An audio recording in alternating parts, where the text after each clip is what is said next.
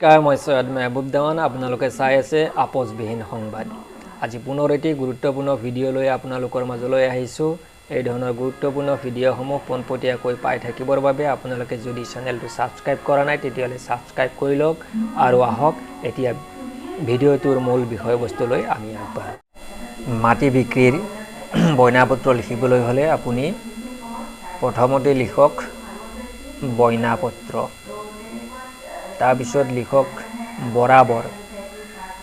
বৰাবৰ means ইয়াত যিগৰাকী ব্যক্তিয়ে মাটি কিনিব তেওঁৰ নাম লিখিব, তেওঁৰ দেউতাকৰ নাম লিখিব, তেওঁৰ গাঁও, ডাকঘৰ, থানা, মৌজা, জিলা, পিন নম্বৰ। তাৰপিছত আহিব লিখিতং, ইয়াত লিখিব মাটি বিক্ৰী কৰোঁতাৰ নাম, তাৰপিছত তেওঁৰ দেউতাকৰ নাম, গাঁও, ডাকঘৰ, থানা, মৌজা, জিলা, পিন নম্বৰ।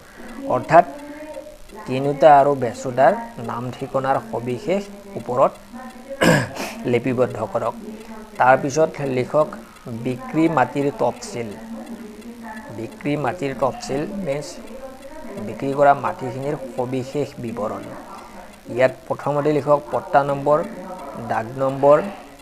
পট্টা নম্বৰ লিখোঁতে ইয়াত পট্টা নম্বৰটো লিখি মেডি পট্টা, হেৰাজ মেডি, কিবা একচনীয়া পট্টা সেইবিলাক উল্লেখ কৰি দিব।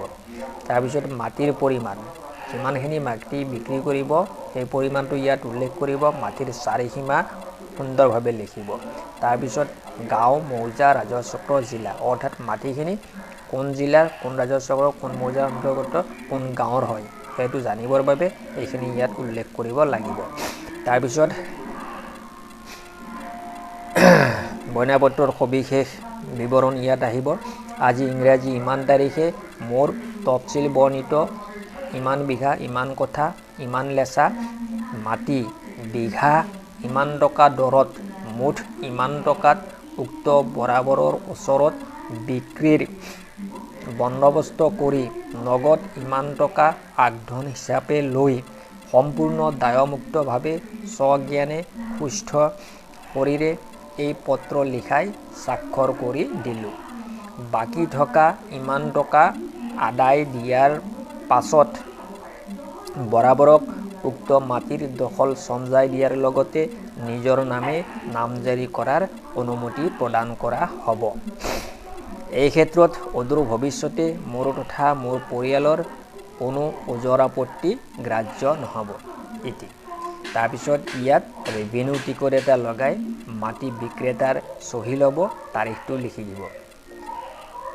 আৰু ইয়াত সাক্ষীৰ চহী কমপক্ষেও 3জন ব্যক্তিৰ চহী ইয়াত লৈ থ'ব। তো এইখিনিয়ে আছিল মাটিৰ বইনাপত্ৰ লিখাৰ পদ্ধতি। যদি আপোনালোকৰ ইয়াত কিবা বুজাত অসুবিধা হয় তেতিয়াহ'লে মই এই ভিডিঅ'ৰ লগত এই পত্ৰখনৰ এটা কপি ফটো মাৰি সংলগ্ন কৰি দিম। সেইখন চাই আপোনালোকে বুজিবলৈ সহজ পাব। আৰু লগতে যদি এই চেনেলটো এতিয়াও ছাবস্ক্ৰাইব কৰা নাই চেনেলটো ছাবস্ক্ৰাইব কৰি ল'ব। ভিডিঅ'টো আজিলৈ ইমানতে সামৰিছোঁ। ধন্যবাদ। জয় আই অসম।